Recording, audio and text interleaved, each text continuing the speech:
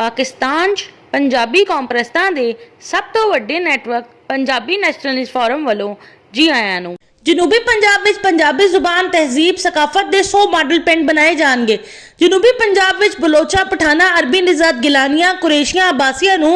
पहले मुगलों ने ते बाद विच अंग्रेज़ां ने जी जागीरां ना अलाट कीतियां होईयां ते इन्हां कोलों जनूबी पंजाब विच डेरा वाली पंजाबी मुल्तानी पंजाबी रियासती पंजाबी ते जुल्म ते ज़्यादतियां नहीं कर होणियां सी। जनूबी पंजाब च डेरा वाली पंजाबी मुल्तानी पंजाबी रियासती पंजाबी का हाल रामेश काजी ने बयान किया है कि असा कई नस्लों तो नौकर हाँ, साडे गल पट्टा सरदारी दा, असा पालतू कुत्ते खोसे दे, साडे दिल विच खौफ लगारी दा,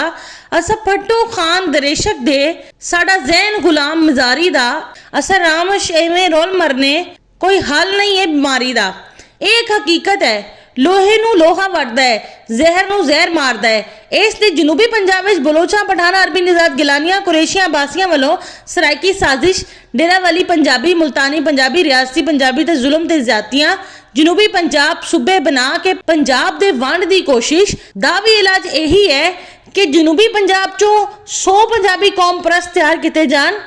कालाबाग डैम बना के जनूबी पंजाब विच 1,000 एकड़ 100 जरई फार्म जनूबी पंजाब दे पंजाबी कौम परस्तां नूं अलाट किए जान ताकि पंजाबी कौम परस्त जमींदारी भी करन, अपने अपने जरई रकबे ते पंजाबी तहजीब ते सकाफत दे रंग भी खिलारन ताकि जनूबी पंजाब पंजाबी जुबान पंजाबी तहजीब पंजाबी सकाफत का मॉडल बन जाए ते सारे पंजाब चो पंजाबी जनूबी पंजाब विच आके असल पंजाबी जुबान पंजाबी तहजीब पंजाबी सकाफत वेखन ते सीखन। पाकिस्तान च पंजाबी राज कायम करके PNF जनूबी पंजाब विच बलोचा पठाना अरबी निजात गिलानियां कुरैशियां अब्बासियां दियां जागीरां जब्त करके 1,000 एकड़ दे 100 जरई फार्म जनूबी पंजाब दे पंजाबी कौम परस्तां नूं अलाट करेगी ताकि जनूबी पंजाब विच पंजाबी जुबान पंजाबी तहजीब सकाफत दे 100 मॉडल पिंड बन जान।